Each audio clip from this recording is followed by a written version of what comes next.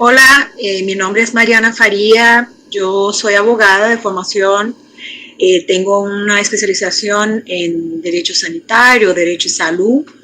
y una maestría en Políticas Públicas y Salud por la Fundación Oswaldo Cruz en Brasil y un doctorado también en Salud Pública también por la Escuela de Salud Pública de Brasil, de Fiocruz. Además, soy una apasionada por el tema de la integración regional, en especial a la integración de Sudamérica. Este fue mi tema de tesis, mi doctorado. He trabajado para UNASUR, en especial para el Instituto Suramericano de Gobierno en Salud, el ISAGS, por casi 6 años, 5 años y medio, desde su conformación hasta el final del año 2015 y desde el inicio de 2016 estoy en la Organización Panamericana de la Salud, en la OPS, en Washington, trabajando en el Departamento de Familia, Género y Curso de Vida. Bueno, la clase de hoy va a tratar un poco de las especificidades de la diplomacia de la salud en el contexto suramericano, con enfoque especial para el ejercicio de la diplomacia de la salud y el rol de actor en la gobernanza de la salud global que tiene UNASUR y más específicamente el Consejo de Salud y todas sus instancias y organismos. La primera cuestión que es importante es entender que el tema de la salud, aunque siempre estuvo, bueno, siempre es mucho tiempo, pero que aunque esté presente desde cuando se conforma la Organización Panamericana de la Salud en el inicio del siglo XX, o sea, la salud y las relaciones exteriores tiene un acercamiento hace muchos años, pero siempre de una manera considerada como un soft power, ¿no? Como una área donde las relaciones diplomáticas, las relaciones exteriores no eran tan importantes como en otras áreas de comercio, de guerra o distintas áreas. Y entonces es en el inicio del siglo XXI que esto empieza a cambiar, ¿no? Y esto, claro, ya se está discutiendo en el propio curso, en otros módulos, pero es importante entender eso para entender la fuerza y la importancia que tiene no solo para el sector salud, no solo para los ministerios de salud, pero para todo lo que es la relación internacional, las relaciones exteriores de un estado, de un país y más de una región en relación al resto del mundo, en relación a otros actores, o sea, la fuerza que tiene, que puede tener la salud. Entonces acá hemos traído una pequeña parte de la Declaración de Oslo de 2007, que dice exactamente eso, este cambio, ¿no? Cuando se genera este cambio de entender que la salud es un espacio privilegiado de la diplomacia, es un espacio importante de las relaciones exteriores y que puede generar mucho más de lo que había sido inicialmente contemplado, ¿no? Bueno, entonces, caminando acá, vemos acá una cantidad de círculos con algunos conceptos clave. Estos conceptos son fundamentales e importantes en todo este curso. Seguro ustedes ya han visto algunos, seguirán viendo otros,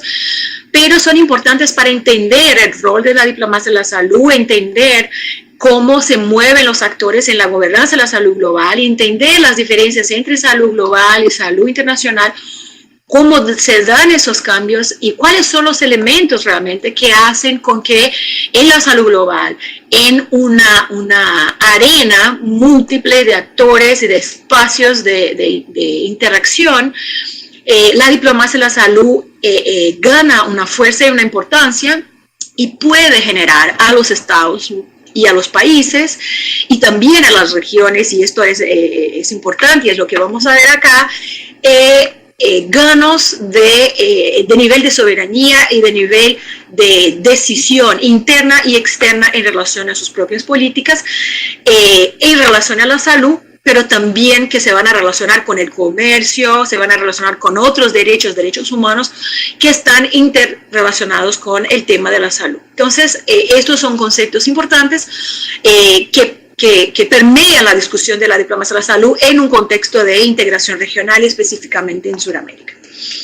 Algunos puntos que son importantes entender para conceptualizar la temática es que hay una nueva agenda, ¿no? Que la nueva agenda de la diplomacia, ella no más se restringe a la cuestión de las guerras, del comercio, de los temas que eran anteriormente considerados como los hard powers de las relaciones exteriores, ¿no? Hay una complejidad, no solo en los temas, pero también hay una complejidad en los actores que empiezan a interactuar en esa arena de las relaciones exteriores y de la diplomacia como un todo, ¿no? El otro tema, que es un poco lo que la Declaración de Oslo nos trae también, es la comprensión, como dijimos, de que la salud puede traer beneficios a los países que son mucho más allá de la propia salud. O sea, la relación con la salud, la discusión de la salud o apoyar, por ejemplo, programas de salud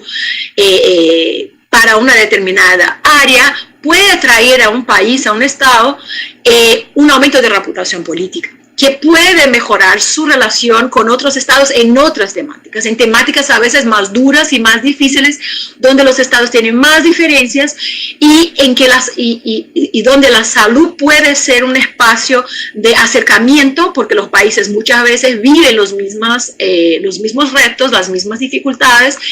y como vemos que la salud cada vez más se globaliza junto con el comercio y junto con todas las relaciones que existen entre las personas, de transporte, lo que la salud puede, la arena de la salud, el campo de la salud en las relaciones exteriores, en las relaciones internacionales, puede ser un buen vehículo de aproximación de estados que muchas veces tienen relaciones un poco más complejas en otros campos y entonces la salud puede ser ese espacio de acercamiento. El otro tema que es importante es entender quién son los diplomáticos de la salud, ¿no? Es entender cómo también trabajar la diplomacia de la salud para garantizar, ¿no? que los intereses de un país, que los intereses de una región estén presentes en las agendas nacionales y en las agendas internacionales. Y además que los compromisos que se hagan a nivel global, a nivel continental o a un nivel regional, realmente se cumplan después a nivel nacional. Y lo que pasa muchas veces es que esto no ocurre porque hay otros intereses y hay otros foros y otras arenas donde otro tipo de negociación se va a realizar, por ejemplo, en la Organización Mundial de Comercio, que va a tener un carácter vinculante y que va de alguna manera obstruir con que la agenda de salud que fue acordada en espacios globales o espacios de diplomacia de la salud después no se puedan plasmar, o aún puede ser que no haya el interés. Entonces, el trabajo del diplomático de la salud no solo es en el foro internacional, no solo es en el espacio global o continental, en el espacio de la negociación, pero también es a regresar a su propio país y manejar sus resoluciones, manejar sus compromisos y asegurar de que esos mismos compromisos entren en las agendas nacionales y puedan ser también ahí implementados y traer beneficios a la población y al país. Y finalmente, para que todo eso pueda ocurrir, es muy importante y fundamental de que las oficinas de relaciones internacionales en salud de los países estén fortalecidas, sean fuertes, tengan capacidad, tengan gente capacitada y puedan entonces trabajar con todos esos espacios que son de la diplomacia de la salud para avanzar en los retos que están presentes, ¿no? Entonces, hay muchos conceptos de la diplomacia de la salud, seguro ustedes ya han visto algunos al decorrer del curso, y yo no voy exactamente a dar un concepto, sino que voy a traer elementos para entender que tenemos el elemento de la negociación, ¿no? Y negociaciones múltiples, como decíamos, porque hay varios espacios. Ese es el segundo elemento, donde los espacios son múltiples y no se restringen al espacio global, aunque la Asamblea Mundial de la Salud sea el espacio más privilegiado, digamos, y más oficial del ejercicio de la diplomacia de la salud, pero no es el único, y estos espacios son múltiples y incorporo una multiplicidad de actores también. Y ese es otro elemento, ¿no? Y es un elemento que con toda la globalización, con la salud global, nos hace reflejar sobre quiénes son nuestros actores, dónde están y cómo nosotros vamos a hacer para relacionarnos con ellos y traer el mayor beneficio posible para las negociaciones que cada país, que cada miembro de la negociación va a estar realizando. Entonces, como decía, los espacios son múltiples y empiezan desde la comunidad, ¿no? Al espacio nacional, al espacio regional, al continental y al global. En las Américas tenemos un espacio también muy importante de negociación que son los cuerpos directivos de la Organización Panamericana de la Salud, donde los países de las Américas también realizan una cantidad de compromisos y avanzan en resoluciones y decisiones. También tenemos en Latinoamérica y específicamente en Sudamérica, los compromisos regionales y los espacios regionales de actuación de la diplomacia de la salud, ¿no? Como el grupo SGT-11 de Mercosur, como los espacios de la comunidad andina, como el Consejo de Salud Suramericano de UNASUR. Tenemos los espacios nacionales, ¿no? Que pueden ser en ese caso binacionales, transfronterizos, fronterizos, pero también bajamos a nivel de comunidad. Y bajamos a nivel de comunidad cuando entendemos que la sociedad civil también es parte de la diplomacia de la salud. Y esa sociedad civil que también se va a manifestar a nivel global o continental, se manifiesta dura y fuertemente a nivel de la comunidad, como las asociaciones de pacientes, que van de alguna manera a trabajar con el poder legislativo, con el poder ejecutivo a nivel de sus ciudades, sus municipalidades, para garantizar sus derechos y garantizar también con qué compromisos se puedan cumplir a niveles municipales y a niveles de ciudad y de comunidad. Entonces, como vimos, los actores son múltiples, los actores naturales, digamos, de las relaciones exteriores, que también son de la diplomacia de la salud, son los estados, que ahí van a representar los intereses nacionales de cada uno de ellos, pero las organizaciones internacionales, sea de las Naciones Unidas, sean los mecanismos de integración regional, sean los fondos, las alianzas o otros, cada vez más están presentes y cada vez más tienen un rol protagónico en lo que es la gobernanza de la salud global y actuando fuertemente en la diplomacia de la salud. Vienen después los actores no estatales, ¿no? Con todo lo que es también en este curso, ustedes ya tuvieron la oportunidad de ver de alguna manera el FENSA y toda esa relación que se tiene que regular, pero por otro lado se tiene que realizar, o sea, es necesario que los estados, que los actores estatales interactúen con los actores no estatales,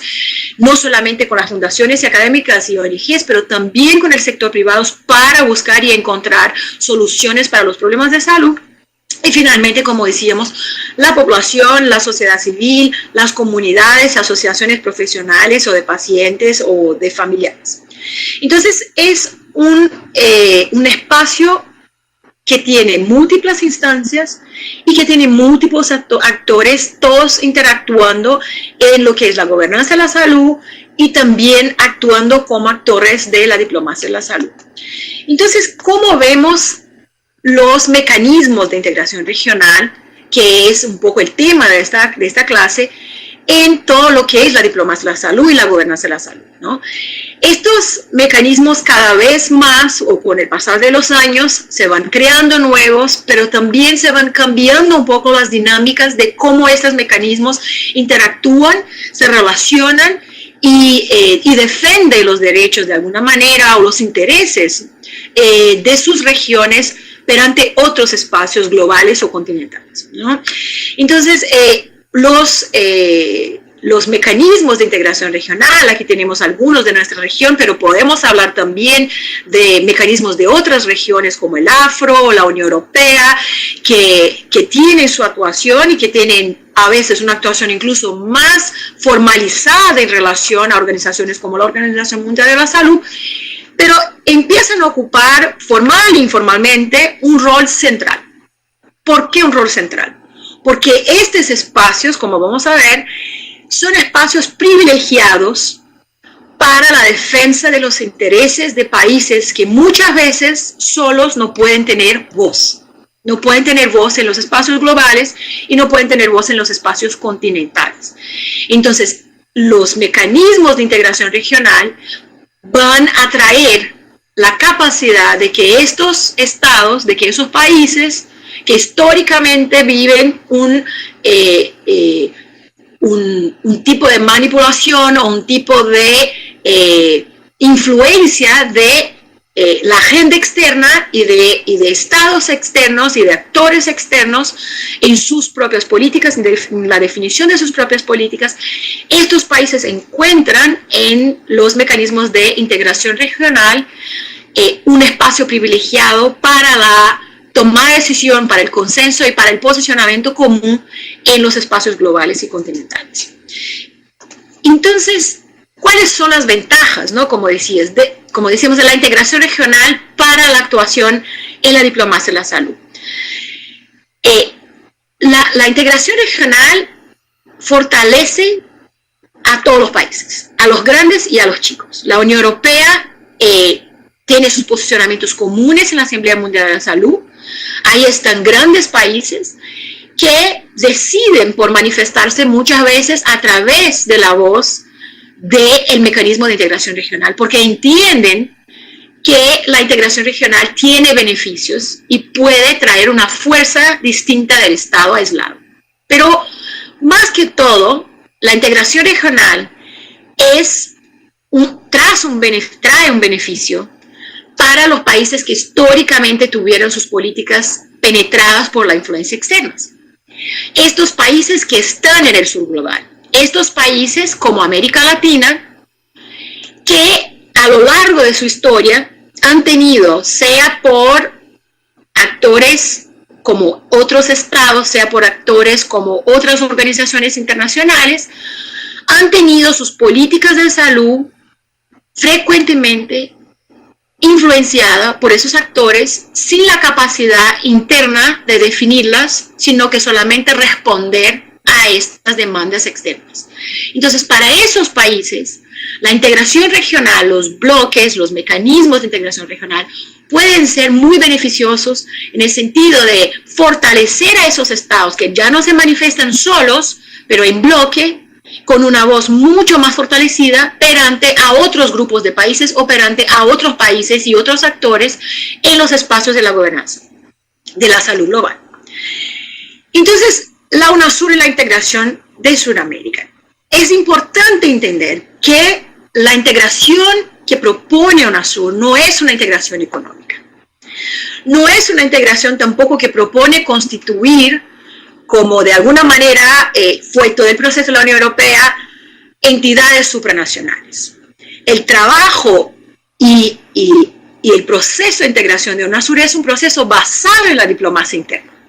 Basado en la diplomacia interna en el sentido de dentro del propio bloque, donde son las negociaciones y los consensos y el debate y el encontrar problemas comunes que requieren soluciones conjuntas que fortalece y hace realmente el proceso de integración de UNASUR. Y esto entonces amplía, ¿no? O busca, por lo menos, la búsqueda de ese proceso de integración es ampliar el grado de autonomía de esa región, de la región suramericana, en relación a intervención de agentes externos. A través del fortalecimiento de las democracias nacionales, a través de respeto, pero a través de un posicionamiento común frente a otros bloques y a otros actores que están en la arena global. Y esto es importante y está a nivel general en lo que es la integración de UNASUR, pero es importante bajar al nivel de la salud, del Consejo de Salud, de sus instancias de estructuras, y entender que UNASUR entonces, a partir de ese proceso de integración, que es un proceso de integración que busca fortalecer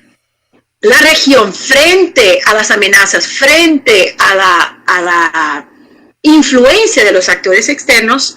es así que entonces UNASUR empieza a actuar en la gobernanza de la salud global a partir de la diplomacia de la salud. Y esa actuación es una diferencia importante en relación a otros mecanismos que nosotros ya teníamos en la región, como el Mercosur, la Comunidad Andina, que no, y que estaban acá muchos años antes de UNASUR en la región, pero que no habían entendido su función o por su propia característica de espacio de integración, no trabajaran y no actuaran como un actor de la diplomacia de la salud en los espacios globales y en los espacios continentales, como lo ha hecho UNASUR en sus años y el Consejo de Salud y sus instancias, ¿no? Entonces, ¿y qué generó eso? ¿Qué generó durante estos años esa actuación de UNASUR como un actor de la gobernanza de la salud global, como un actor de la diplomacia de la salud? Generó un reconocimiento de la región sudamericana. Sudamérica pasa entonces a lo largo de esos años a tener un reconocimiento de otros países y de otras regiones en la Asamblea Mundial de la Salud, en los cuerpos directivos de la OPS, como un actor importante, alguien que tiene lo que decir, alguien que va a pelear y que va a luchar por sus intereses y por los intereses de los países que conforman este bloque. Y entonces, ¿cómo se da esa historia, ¿no? ¿Cuáles fueron los momentos? ¿Cómo es esta actuación de UNASUR, de su Consejo de Salud, de sus ministros, en lo que son esos espacios, ¿no? Eso se restringe a la Asamblea Mundial de la Salud, eso se restringe a los cuerpos directivos de la Organización Panamericana de la Salud, no. Es más amplio y tenemos varios ejemplos acá, ustedes pueden ver que hubo actuaciones en conferencias internacionales de temas específicos como regulación de medicamentos, de recursos humanos, en espacios creados por la propia OMS con especificidades como la Conferencia Global de Promoción de la Salud, la Conferencia Mundial de los Determinantes Sociales de la Salud en 2011, donde UNASUR se reúne como bloque. El Consejo de Salud de UNASUR actúa como una sola voz para defender intereses de la región suramericana frente a intereses de otros países y otros bloques. Y las experiencias que tenemos, que acá están algunas ejemplificadas, son experiencias muy exitosas. Son experiencias donde UNASUR fue capaz de garantizar intereses que no estaban previamente plasmados en los documentos, no estaban previamente discutidos, y a partir de su actuación en la diplomacia de la salud, como un actor de esta diplomacia, el Consejo de Salud y sus Estados miembros, entonces logran obtener resultados importantes para garantizar los intereses y las necesidades específicas de Sudamérica. Pero obviamente es en la Asamblea Mundial como el foro más privilegiado, digamos, y el más oficial de toda la gobernanza de la salud global y de la actuación de la diplomacia de la salud, es donde realmente UNASUR tiene anualmente sus posicionamientos comunes y entonces actúa como un actor de la diplomacia de la salud importante. Pero estamos hablando del Consejo de Salud, estamos hablando de los ministros, pero UNASUR tiene muchos espacios, ¿no? El Consejo de Salud tiene muchos espacios y tiene muchos actores que también son importantes y fundamentales para que UNASUR se fortalezca, para que las relaciones con otros actores se fortalezcan y para que la diplomacia de la salud sea ejercida de la mejor forma posible, trayendo los beneficios más amplios a la región. Entonces, primero, el propio Consejo de Salud, con su presidencia pro tempore, con su Consejo de Ministros, con el comité, con los grupos técnicos, las redes, y el ISACS, que es un actor fundamental que va a actuar y apoyar toda esa estructura, no solo a relacionarse entre sí misma, garantizar el intercambio de conocimiento, garantizar la construcción de conocimiento, pero también va a apoyar con que este propio Consejo de Salud interactúe dentro y fuera de UNASUR. Esto ha sido un rol importante del ISACS que ha garantizado para UNASUR y para el Consejo de Salud un espacio importante y un reconocimiento importante dentro de la propia estructura de UNASUR, pero también para fuera de esa estructura. Y ahí vienen todos los otros consejos de UNASUR. ¿no? Que es digamos, un beneficio importante, especialmente en la era de los Objetivos de Desarrollo Sostenible, donde vemos que las agendas ya no pueden, incluso las agendas de salud específicamente, ya difícilmente serán respondidas solamente a través del ejercicio dentro de los ministerios de salud. Y UNASUR tiene entonces ese espacio donde hay posibilidad de diálogo con otros consejos, posibilita la negociación interna también dentro de UNASUR. Y la comprensión, como dijimos, de que hay otros espacios donde hay negociaciones y hay actuaciones diplomáticas que pueden generar daños o pueden generar resultados positivos o negativos que van a impactar en las decisiones y en las políticas de salud. Entonces, esta estructura también es muy importante. Y los propios países miembros, ¿no? Las cancillerías, sabemos que el campo de la diplomacia de la salud no es un campo solo de la salud, tampoco es un campo solo de la diplomacia o de las cancillerías. Es un campo donde esas dos áreas, esos dos sectores se encuentran, ¿no? Y finalmente las misiones en Ginebra, el diálogo entre estas misiones y el Ministerio de Salud, la comprensión de que los representantes de los países en las misiones en Ginebra o también a veces en sus embajadas y en sus consulados en algunos países, como por ejemplo en Nueva York o en Washington, donde están otros organismos internacionales, ¿no? También los representantes de los países en la OEA. Todos esos actores son fundamentales en la relación y el fortalecimiento de las ORIs con cada uno de esos actores que están fuera de los países, pero que representan los intereses de los países frente a otros organismos internacionales, es fundamental para mantener coherencia, para mantener fortaleza de las decisiones que son tomadas y de los intereses del país y de la propia región. Y para fuera de toda esa estructura están otros organismos internacionales, donde los países, en el caso de UNASUR, muchos de los países, o todos los países, ¿no? También son parte de otros mecanismos, sea de CARICOM, sea de OTCA, sea de Mercosur, sea de la Comunidad Andina, y ahí también se realizan otros tipos de compromisos. Entonces, es importante que todo eso ahí también se realizan compromisos de la diplomacia de la salud. Entonces, es importante que todo esto, que la gobernanza de todos esos espacios esté presente y que las ORIs puedan realmente tener esa capacidad, porque si esto no sucede, los retos se agrandan y la capacidad de ejecución de los estados, de las políticas, de los compromisos que se hacen en esos espacios baja y se disminuye mucho. Después, a nivel continental, ya hablamos bastante, la OPS, a nivel global, la OMS, y también ya hemos mencionado los actores no estatales y la importancia del diálogo con esos actores para la resolución de problemas comunes. Entonces, el Consejo de Salud tiene, digamos, dos formas de actuación, que son también actuaciones dentro de la diplomacia de la salud, ¿no? Una son las coaliciones técnicas, donde no están presentes, digamos, los dirigentes, los ministros de salud, los altos funcionarios, pero están los grupos técnicos, las redes y el ISACS. Y es ahí donde se produce el conocimiento, las evidencias, se fortalece capacidades, ¿no? Y se mejora el intercambio de mejores prácticas. Es ahí donde se fortalece toda la capacidad de la región para que esta región pueda después trasladar todo ese conocimiento, trasladar las mejores prácticas, trasladar este intercambio que sucede entre los países dentro de esas estructuras que son estructuras más técnicas para lo que va a ser la decisión política y donde se pueden o no se pueden generar coaliciones políticas o consensos o posicionamientos comunes, ¿no? Y esto entonces hay un elemento muy importante que es el comité coordinador.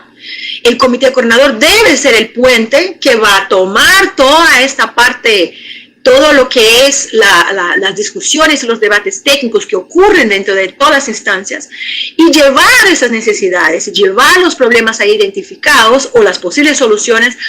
a los ministros de salud para que estos entonces puedan generar decisiones, generar posiciones y se expresar entonces políticamente de manera que ellos puedan a partir de estos consensos avanzar para otros espacios para fuera del propio Consejo de Salud. Y ahí hablamos un poco de cómo toda esa interactuación y todo ese ejercicio de diplomacia de la salud va de alguna manera generando las agendas, que son después las agendas que cumplimos,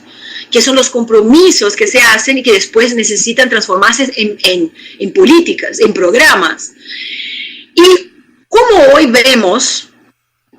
la conformación de esas agendas, o cómo influye cada una de esas agendas en las otras. Como ustedes pueden ver en este diagrama, tenemos una agenda global, tenemos una agenda continental, que están bien enmarcadas por la OMS y por la OPS. Tenemos también una agenda regional, que acá estamos enfocando en UNASUR, pero también sabemos que hay agendas subregionales, ¿no?, que nos van a impactar, como agendas que vienen de Mercosur, que vienen de la Comunidad Andina, que vienen de CARICOM, y tenemos las agendas nacionales de cada país. Y hoy lo que pasa es que tenemos una influencia mucho más grande de las agendas globales y continentales en lo que son las agendas regionales y las agendas nacionales, de que cuando pensamos al contrario. O sea, hoy estamos mucho más reactivos a lo que nos viene de afuera de que realmente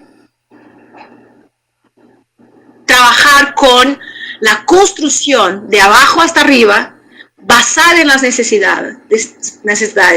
basada en los problemas que enfrentan cada uno de los países y la región como un todo.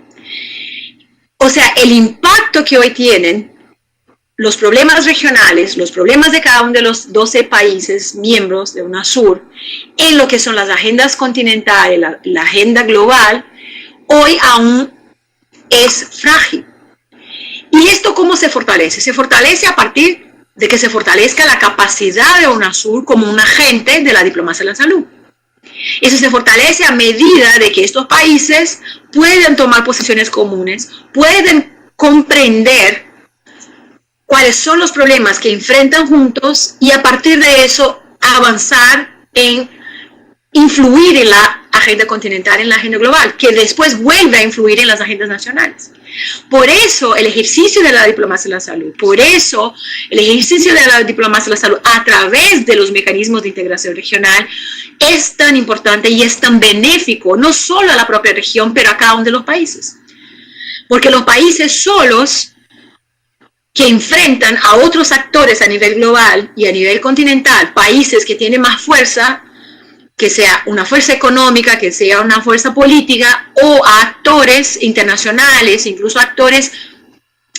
no estatales, como el mercado privado, muchas veces tienen mucha dificultad de solo enfrentar esas agendas, de solo influir en las agendas globales y continentales. Pero cuando juntos les fortalece y tienen una capacidad más grande de actuar sobre esas agendas.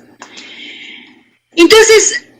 ¿de qué estamos hablando? ¿Qué es esa fortaleza? ¿Dónde se construye y dónde se expresa esa fortaleza de actuar conjuntamente en la arena de la gobernanza de la salud global, actuar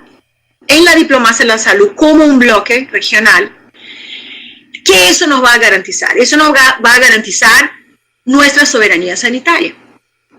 Nuestra soberanía sanitaria como países y como región. Es ahí que el ejercicio de la diplomacia de la salud, del Consejo de Salud de UNASUR, puede presentar la posibilidad de encontrar soluciones para problemas comunes, pero más que eso, de beneficiarse individualmente de los resultados que van a venir de este ejercicio de la diplomacia. Entonces, ¿qué es esta soberanía de que estamos hablando? ¿Cómo puede ser una soberanía sanitaria regional y una soberanía sanitaria nacional fortalecidas al mismo tiempo? Esto ocurre porque la soberanía sanitaria se expresa interna y externamente. Pero esas expresiones no están aisladas y tampoco enfraquecen una a la otra. Al revés, se fortalecen, se complementan y se retroalimentan. Entonces, en la dimensión interna, ¿qué tenemos aquí? Lo que pasa es que a la medida que el Estado o la región puede influir, puede tener más capacidad de negociación, que vimos que es el elemento central de la diplomacia de la salud, frente a otros actores y defender ahí sus intereses, ¿Qué eso hace? Hace con que el Estado pueda tener la capacidad de definir sus propias políticas de salud, su propia agenda de salud, basado no en lo que viene del externo, no en la obligatoriedad de responder a una agenda internacional, pero en la necesidad que se presenta en su propio país, en los problemas que se identifican en su propio país, en las respuestas que tienen que dar a su población y las necesidades en salud de su población. Entonces, a medida que la capacidad externa, y ahí está la dimensión externa, que se fortalece a través de la integración regional, que se fortalece a través, en este caso, de UNASUR y de su desempeño como un actor de la diplomacia de la salud en los espacios globales y continentales, a medida que UNASUR se fortalece en esos espacios, en defender los intereses de los países, en defender esos intereses frente a otros actores, sea los intereses transnacionales mercadológicos, sean otros países con otros intereses que no son los intereses de esta región,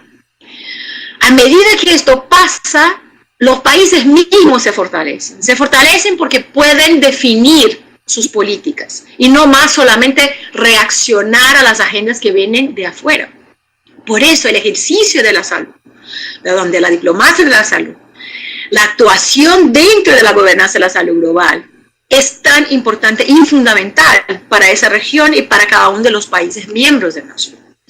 Entonces la soberanía sanitaria, ¿qué establece? Establece un mecanismo regional de resistencia